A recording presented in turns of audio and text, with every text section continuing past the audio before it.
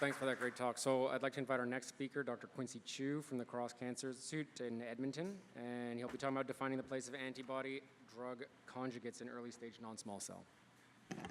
So thank you for the organizer and Jonathan and Normand to invite me. So I'm giving a topic that actually is no data out there, but I'm conjuring up some visions for the future. Here are my disclosures. So antibody-drug conjugate sounds very simple. There are actually many moving parts within the antibody-drug conjugate between the antibody, the antigens, the epitope that you choose, the payload, the linker, as well as the conjugation sites. Any manipulation of one or more of that can actually drastically change what we are going to observe in terms of benefit and toxicity. So the way that it works is actually relatively simple, by using the antibody to bind onto an antigen, and then it would then endocytose into the cells. And then through some mechanisms, either the lysosomes or the acidic environment or the lipase or the proteases, then the antigen, the payload will be released and leading to cell death in the cells that it binds onto. And for the payload that are more hydrophobic or the linker are hydrophobic, that they can diffuse to the surrounding cells as bystander effects and kill the cancer cells that have low expression of the antigen, or in the neighboring cells that are normal cells causing toxicity. And nowadays, many of the protein biology or antibody biology people say there's something called recirculation of the antibody-drug conjugate back to the cell membrane. And if this is actually a common thing, it actually would reduce the anti-tumor activities. So that's something that we have to pay attention to in developing new antibody-drug conjugate. So all in all, at the courtesy of Perneet, we can actually summarize antibody-drug conjugate as a cytotoxic agent to the cells that it binds onto, plus or minus the surrounding cells as bystander effect. But it also have an immunological activations, usually as the adaptive immune system together with the innate immune system, if there is a functional Fc domain. And if the antigen that binds is actually a driver of the cancer, then it can also act as a targeted agent. And some of the antibody-drug conjugate actually achieve all three of them. So let's look at the two frontrunners as example as to where should we go in the near future to improve the outcome in these patients. And the first one is trastuzumab deruxtecan, which is a HER2 ADC. And in the audience are many of the medical oncologists or surgeons and pathologists know probably better than me. HER2 mutations it only happens around 2 to 4% of non-squamous non-small cell lung cancer, and majority of them are at exon 20, although there are the ones who are non-exon 20. But there are differences in the biology between them, so when we study them, particularly in early stage setting, we have to pay a lot of attention in this trial design. HER2 exon 20 are typically young people, non-smoker, female, and there are subgroups of them that have very poor outcome, and I actually have many metastatic patients that have this Y772, 775 deletion. And they have widespread disease, they don't respond to things for long. Generally speaking, when you do whole genome sequencing, it's actually very low in TMB. It actually has what we call an aging signature, very similar to that of an EGFR activating mutations. Whereas non-exon 20 are usually male, smoker, older, and they have a genomic instability kind of genomic profile corresponding to high DMB. So therefore, you can actually even see that there will be differences in the approach. So looking at the metastatic setting, which is usually inform us what to do in the early stage setting, is that you can actually see immunotherapy have a very dismal benefit, particularly on its own to EGFR, to HER2 exon 20, but a little bit better in the non-exon 20. The combination therapy may actually fare a little bit better, but it's no big sticks either. So when we look at trastuzumab deruxtecan in the metastatic setting, there were two parallel studies in the dose expansion portion of the studies, and they actually show that these are probably median number of lines is about 3 lines, and you will see a respectable response rate around 50 to 60%, and a median duration of response up to about a year, and median survival surpasses almost to a year and a half. And almost all the patients actually responded to it. And interestingly, which again is all of our teaching throughout our life, is that antibody usually don't do well, all right, in the brain, even the blood-brain barrier is broken. But by looking at a subgroup analysis, that actually showed a relatively okay response rate up to about 50% in controlling the brain mets for approximately 9 to 10 months. And Praneeth was the lead author on the Hudson trial and showed that trastuzumab deruxtecan and durvalumab actually tolerable and have a decent response rate of about 30% in patients that have metastatic lung cancer and fail pyroplatinum and PD-1 inhibitor with a very low incidence of grade 3 toxicity, particularly ILD or any cardiac toxicity. So maybe we can learn from these to try to think about what to do in an early stage setting. So simple things that's simple is that we can firstly think about in the adjuvant setting, as has been outlined by Praneeth. I think HER2 exon 20 is just similar to EGFR exon 20. They will recur once you stop the therapy. But at least the first step to do is to mirror what we have seen, is actually use it in the adjuvant setting as a single agent. And then, whether you get chemotherapy or not, or after chemotherapy is one of the options that you can go for. And given it does have brain activity, then whether it will be similar to the ELINA or to ADAURA, that a lot of your DFS gain or maybe even overall survival is to prevent brain mets from occurring early, which usually carry a very bad prognosis and also morbidity. Well, let's think even wider, is that can we actually substitute the ADC for pemetrexed? So to give it platinum, and then trastuzumab deruxtecan, and followed by a number of years of that as an adjuvant therapy. Or with some of the new HER2 TKI actually have very good penetration, response rate is about 70–80%, and tolerable. Are we able to combine that together, either as a maintenance after adjuvant platinum pemetrexed, or given it with platinum instead? Now, neoadjuvant is also something that we're now doing more and more, and very often in our MDT rounds, and suddenly say, oh, by the way, it is a mutated lung cancer, what are we going to do? At the moment, we still don't have solid data with HER2 exon 20, be sensitive to PD-1, PD-L1 inhibitor on its own with chemotherapy. So one of the things is that probably in the low stage, stage 1B to 2A, we can do some window of opportunity to study. Well, number one is to look at the response dynamics. Two is to look at who should and who should not receive these ADCs and provide us some information of how to further develop these drugs in a later stage setting as well as in a higher stage, early stage setting.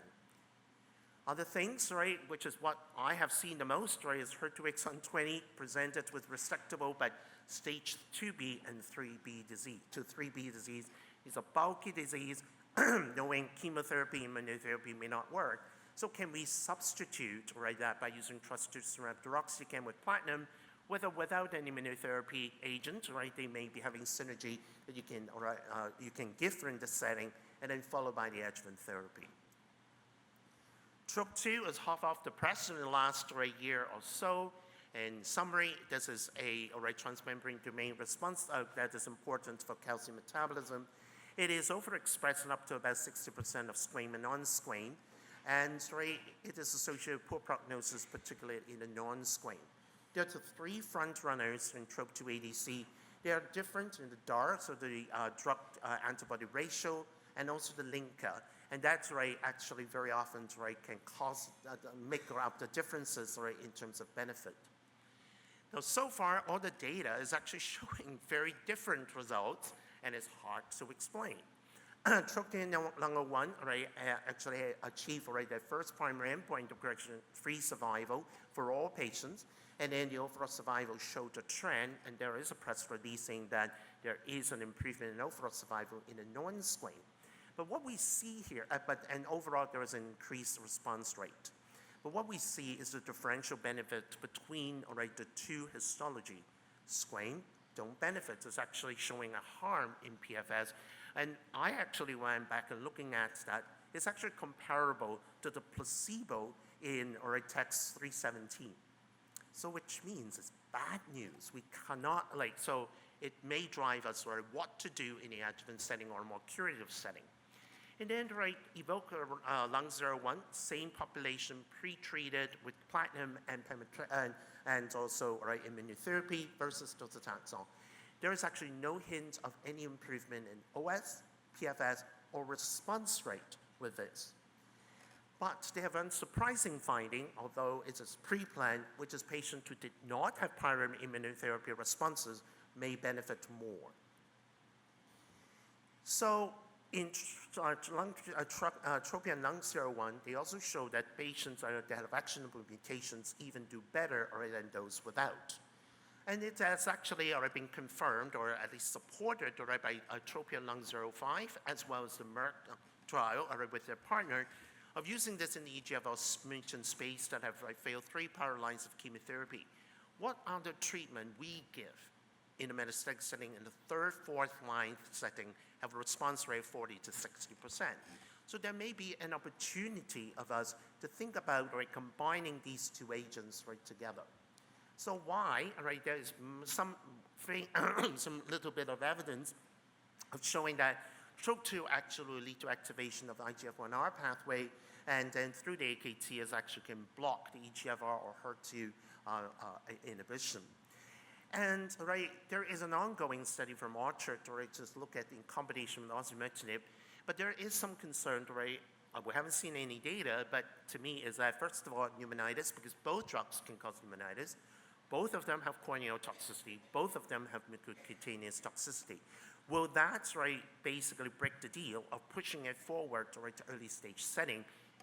And then what is the effects of TROP2 expression in current adjuvant trial that can tell us who are those patients benefit, as has outlined by Heather Wakely as well as in Perneat, is that there is a subgroup of patients, even if you give them EGFR inhibitor, is not going to do well in the long term.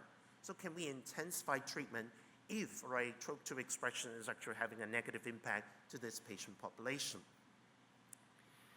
Then the Gastropher group also presented their data last year in ASCO, and seeing is that the finding is that the TROP2 high expressors, regardless of histology, even if you give them PD-1, PD-L1 inhibitor, that there is a decrease in T-cell infiltration and less benefit in the overall survival. It makes sense, less worker bees in the tumor microenvironment, less likely to have a long-term benefit. So can we combine that with immunotherapy given what it is? By looking at the 3 front-running in the TROP2 ADC with the respective immunotherapy, there is a modest gain in the PD-L1 high setting, but seemingly there is a bigger gain if you combine it in the PD-L1 less than 50%. But mind you, there are some toxicity issues, such as the dapoltamab deruxtecan. There is about a 15% chance of ILD, although it's only 1 patient that have grade 3. So when you combine these drugs, we have to be very careful to learn in the metastatic setting what not to do in the adjuvant setting, because these patients are for cure. You kill them early because of toxicity is not a good thing. What about adding the platinum, so adding more, so going to a triplet therapy? And again, the gain seemingly the highest is in the PD-L1 less than 50%, and then the incidence of grade 3/4 toxicity is very similar to that of chemo and pembro. So by substituting the pemetrexed or paclitaxel, do we actually take care of, will we make it equivalent in the chemo-related toxicity with the ADC? So to move it forward, we really have to think and pause for a little bit of time. Who are the people that will benefit from a TROP2 ADC? Currently, we have no molecular biomarkers. We have no imaging biomarkers. And we all know, even PD-L1 high in a metastatic setting, there's a group of patients do not do well no matter what you do. Are those the patients, as suggested by the Gastropher group, that have poor T-cell infiltration because of TROP2 expression? Or are all patients, that less than 50% have a lower CD8 infiltration? Therefore, those are the prime targets. Should we combine it in the adjuvant or neoadjuvant setting? Should we use as a treatment intensification for those who did not get a PCR, kind of mirror what we see in EVOKE-01, and so by intensifying it, may we or make them do better.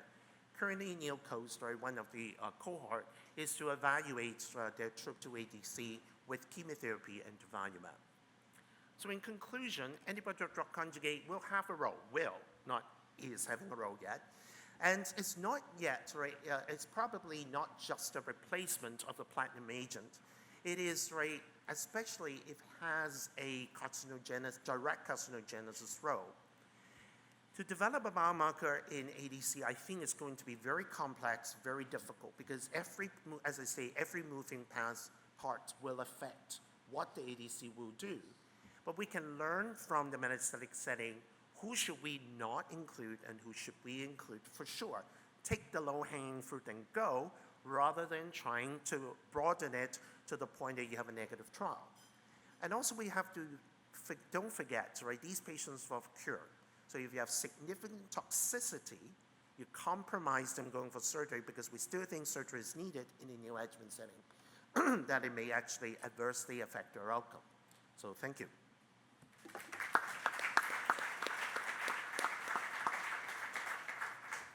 Any questions from the audience? That was an interesting talk. Maybe I'll lead off. I mean, I've heard this so many times, I feel silly saying it as a surgeon, but I'm told that these ADCs are modified chemos, but maybe the attractive part being a less toxic version of that, and many of them seem to have more activity in patients with driver mutations. So if you were to trying to balance the risk-benefit here and identify the right population for these regimens, is there some? So I think right now is that if the target is actually a driver mutation, I think it's a no-brainer, you should go that direction. For the ones, right, that are either overexpressed as a bystander protein or like basically part of carcinogenesis but no specific influence on the biology, we have to think long and hard who to include. The metastatic studies, right, too, TROP2 ADC, literally tell us the opposite results. So we really have to sit tight, go back to the drawing board. What are the differences between them? Why there is no improvement in benefit before you move to the early stage? Because you can't screw that up in the early stage. They won't be cured. We want to cure these days. The other question I have, a lot of the perioperative studies are assigning patients to multiple of the cycles of this, and we know that, at least with chemo, 4 cycles is the upper limit of what's tolerable and useful. Do you have any sense of how we should be thinking of these agents in that context? So just like any adjuvant trial, when you put the same dose in the adjuvant setting, the long-term tolerability is going to be less in those patients than in the metastatic, because metastatic patient wants to be alive. They still have cancer in them. These patients, they don't. So I will foresee that there will be more dropped off, and then we will then look at what is the optimal duration of these treatment, and then there will be more toxicity being reported with the adjuvant setting. Awesome. Dr. Malosky? Boris, do you mind bringing a microphone over to Dr. Malosky? That was a great talk. You don't always have to move things to earlier settings. If a drug has toxicity and has a chance of causing death, why would you move that to the adjuvant setting?